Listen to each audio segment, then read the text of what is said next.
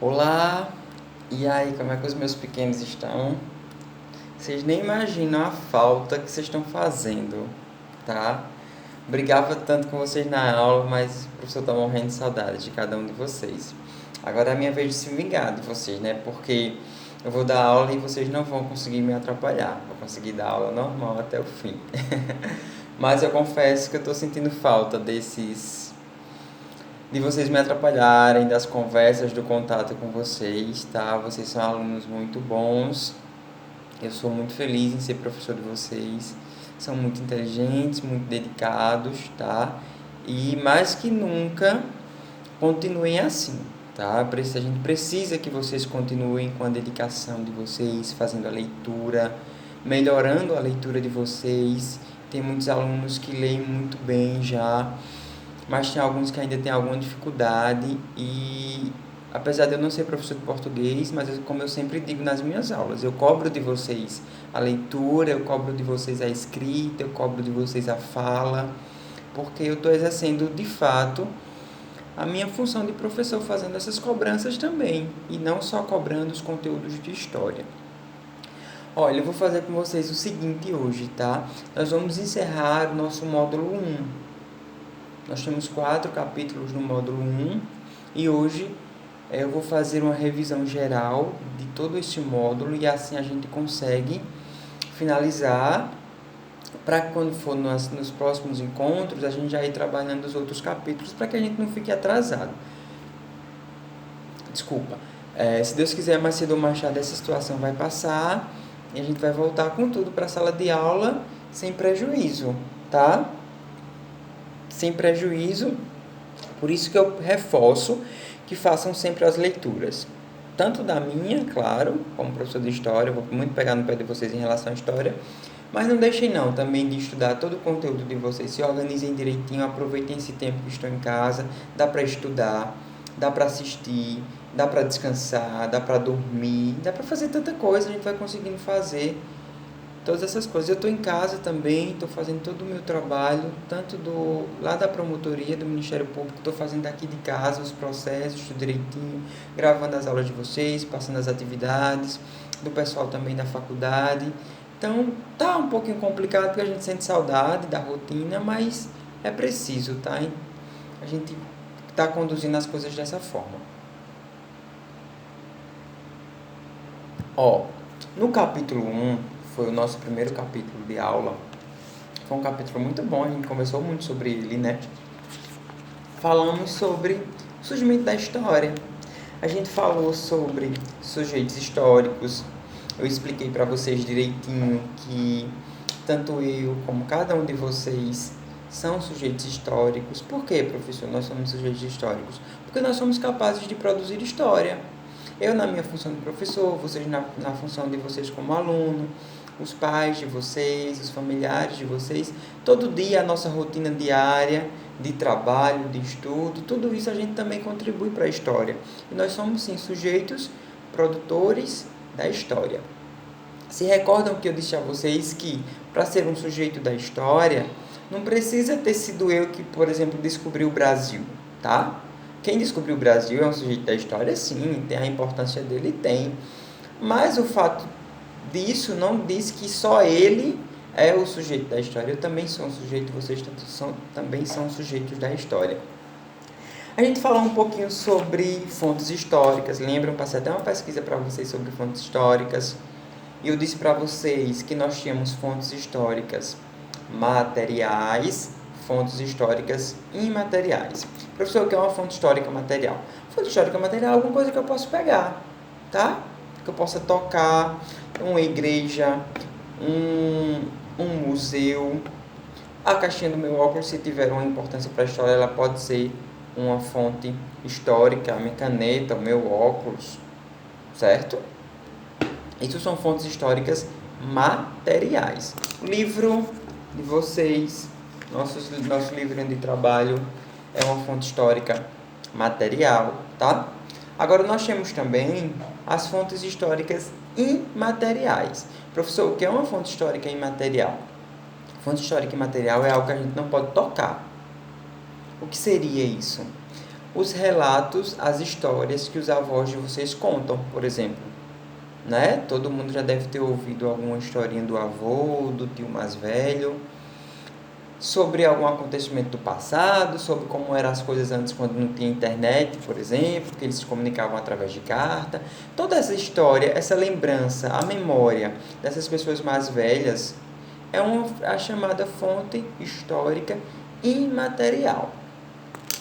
Aí, se por exemplo, vocês decidirem ouvir a historinha do avô de vocês e escreverem essa história que ele está contando, aí vocês estarão transformando a fonte histórica imaterial numa fonte histórica material, porque agora vocês terão tudo escrito, tudo digitado num livro. Digamos que vocês decidam escrever um livro da história dos avós de vocês. Então vocês vão estar transformando a fonte histórica imaterial numa fonte histórica material, tá bem? Foi que eu falei para vocês também sobre tempo. Lembra que eu disse a vocês que nós tínhamos tempo que é de longa duração, de média e de curta duração. O que significa isso, professor? Significa dizer o tempo que determinado acontecimento durou ou dura, por exemplo.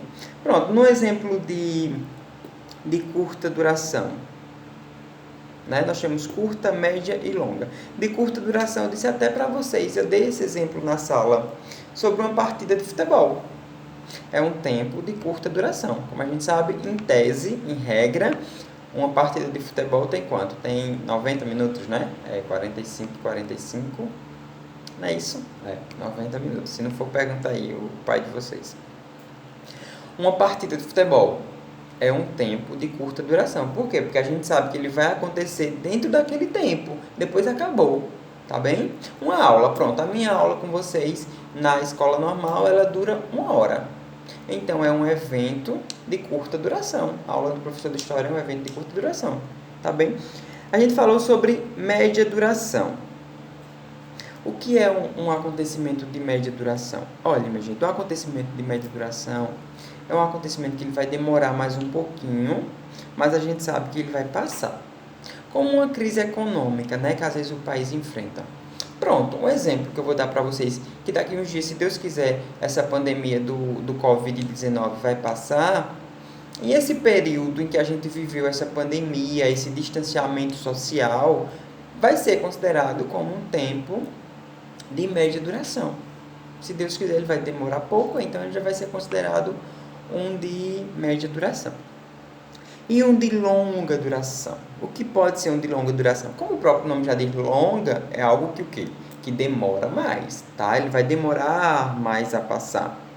E um exemplo que a gente pode ter, que também vai ser objeto de estudo, é o período de escravidão. Como a gente sabe, durante muito tempo, quando o Brasil ainda não era um país, ele era uma colônia, era como se o Brasil fosse um povoadozinho de Portugal. Portugal era a metrópole e o Brasil pertencia a ele.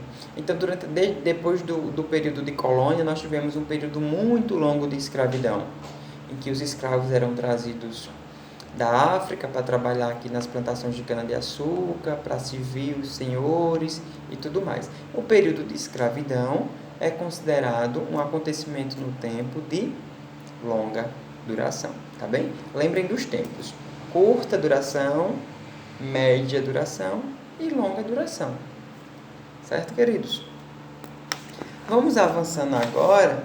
Eu vou falar para vocês sobre o capítulo 2, um pouquinho do capítulo 2. Lembrando que aqui nós eu estou fazendo com vocês uma revisão, porque esses 4 capítulos a gente já conversou, já foi dado aula desses 4 capítulos, nós fizemos os seminários, que vocês fizeram aquelas apresentações maravilhosas, lembram?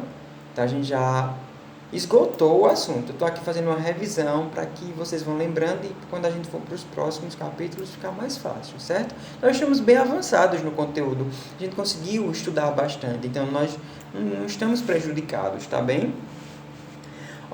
Eu falei no segundo capítulo, nós temos sobre a origem dos seres humanos. Lembra que a gente falou que nós temos em tese, nós temos 2 teorias que explicam o surgimento dos seres humanos. Quem sabe, grita aí para me ouvir. Agora vocês não podem gritar para mim. Ó, no, na origem dos seres humanos, nós temos nós temos a teoria evolucionista, que a gente falou muito bem, e a teoria criacionista. Professor, o que são essas teorias?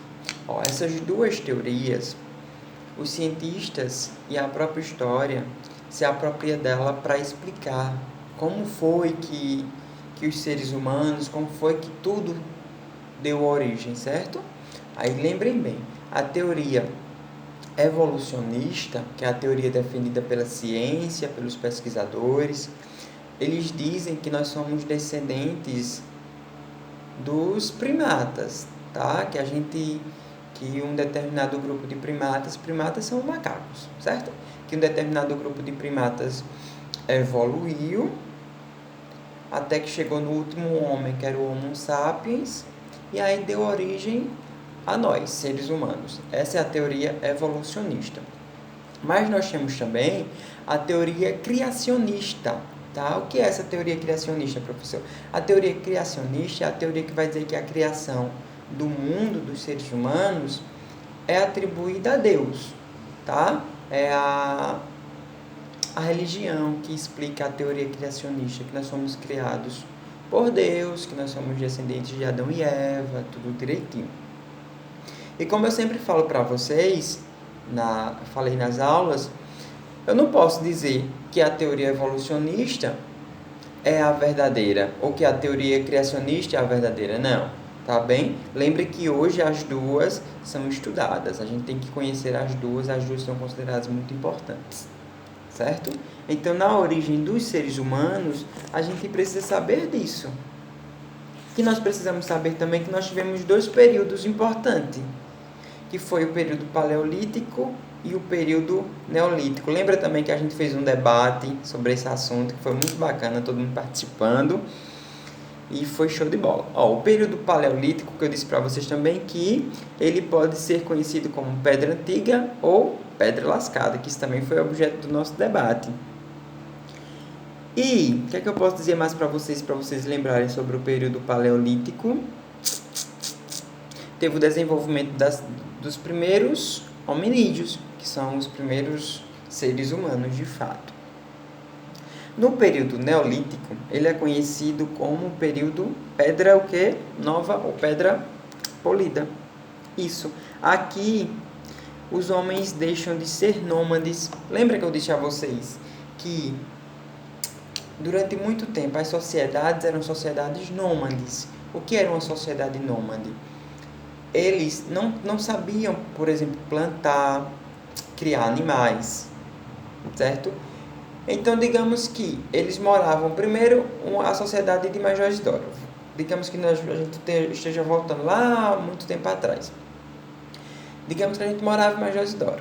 Então, a gente comia o que tinha lá, o que as árvores davam, tudo direitinho. Quando acabava todos aqueles recursos que não tinha mais, aí a gente ia migrar para outra região. Aí agora a gente ia para Cacimbinhas, por exemplo.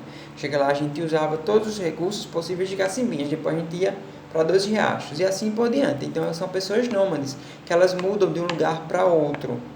Aí depois as pessoas aprendem a domesticar animais, a cultivar a plantação, e aí eles deixam de ser nômades. Isso aconteceu no período neolítico. Agora eu vou avançar com vocês para... Lembrando de ler o livro direitinho, tá? O livro de vocês é muito bom. A gente fazia a leitura em sala, mas vocês precisam estudar em casa. Não deixem não de estudar, pelo amor de Deus. Vamos falar um pouquinho sobre a Mesopotâmia. Mesopotâmia, tá? Não errem não, como falavam na sala, Mesopotâmia, com M, viu? A Mesopotâmia, meus queridos, é considerado, como eu já disse a vocês, o berço das civilizações antigas. Segundo a história, as primeiras civilizações começaram a se desenvolver lá, na Mesopotâmia. Mesopotâmia é considerado como a terra entre rios. Era uma região banhada por rios. E quem lembra para mim quais eram os rios?